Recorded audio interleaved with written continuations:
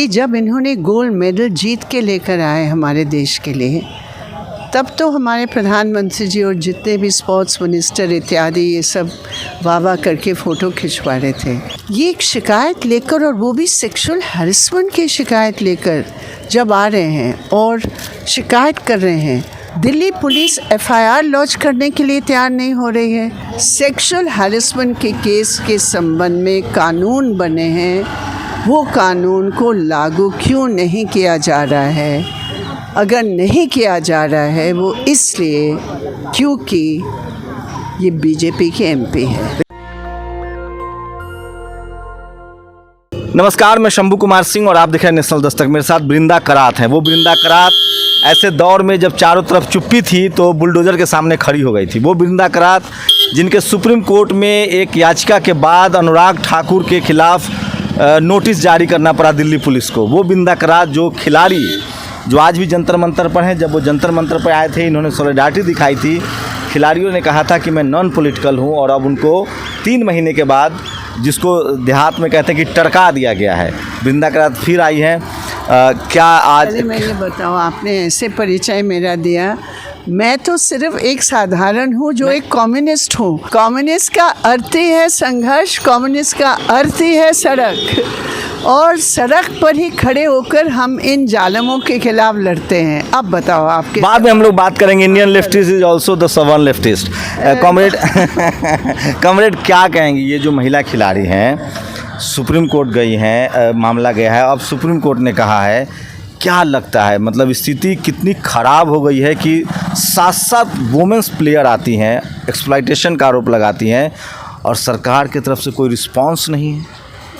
बिल्कुल सही सवाल है आपका, और ये पूरे देश भर में यही सवाल है कि जब इन्होंने गोल्ड मेडल जीत के लेकर आए हमारे देश के लिए, तब तो हमारे प्रधानमंत्री जी और जितने भी स्पोर्ट्स मिनिस्टर इत्यादि ये सब वाह करके फ़ोटो खिंचवा रहे थे, और आज जब ये महिलाएं ये एक शिकायत लेकर, और वो भी सेक्सुअल हैरेसमेंट की शिकायत लेकर जब आ रहे हैं और शिकायत कर रहे हैं, तो इंक्वायरी कमेटी बिठाई गई। अब आज तो इंक्वायरी कमेटी की रिपोर्ट भी नहीं बता रहे हैं। दिल्ली पुलिस एफआईआर लॉन्च करने के लिए तैयार नहीं हो रही है। इससे क्या स्पष्ट होता है कि अगर वो अक्यूज्ड मेरे संघ परिवार या मेरे बीजेपी परिवार के हैं, तब तो भैया कानून लाख कहे उसका हम कोई परवाह नहीं करेंगे। यही है। नहीं, क्या लगता है, एक परसेप्शन बनाने की कोशिश हो रही है। लोग कह रहे हैं कि ये लोग बार्गेन कर रहे हैं, चूँकि रेसलिंग में हरियाणा का कब्जा है और ये नॉन हरियाणा के अध्यक्ष हैं, तो लोग कह रहे हैं कि एक कॉन्स्पिरेसी भी हो सकती है कि इसको हटाओ। कौन लोग कह रहे हैं? ये लोग कौन हैं? ये लोग बाहर आकर, सड़क पर आकर, धरना पर बैठकर कहें? कौन लोग हैं ये?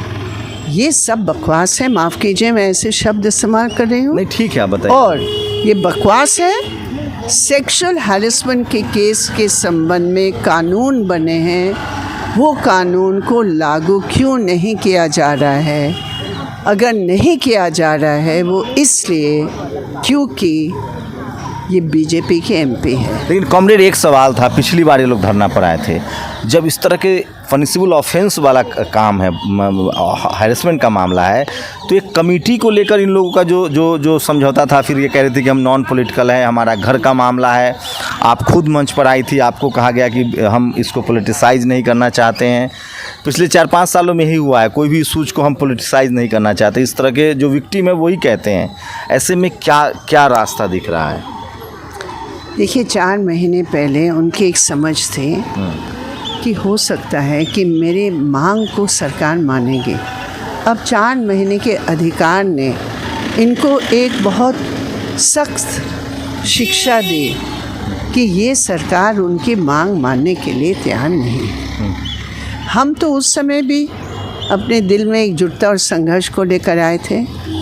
आज इतने महीने के बाद भी हम उसी एकजुटता की भावना और संघर्ष हमारे दिल में है। हम आगे अब क्या लगता है, मामला सुप्रीम कोर्ट में गया है तो अब लगता है कि कोई सॉल्यूशन की तरफ बढ़ेंगे? देखते हैं अब क्या होता है। पॉलिटिकल सिनेरियो से देखें तो क्या लगता है, बृजभूषण सिंह जिस तरह की उनका पूरा मामला है, बीजेपी सरकार के लिए बहुत, सरकार जो एक स्टैंड ले रही है ना, उसको कीमत चुकानी पड़ेगी। मीडिया- क्योंकि महिलाएं बहुत नाराज है। Thank you. मीडिया को लेकर क्या कहेंगे मैम? मीडिया का जो भूमिका है, मीडिया इस मामले में भी कम से कम चुप्पी है, ये तो मतलब बहुत ही अद्भुत है।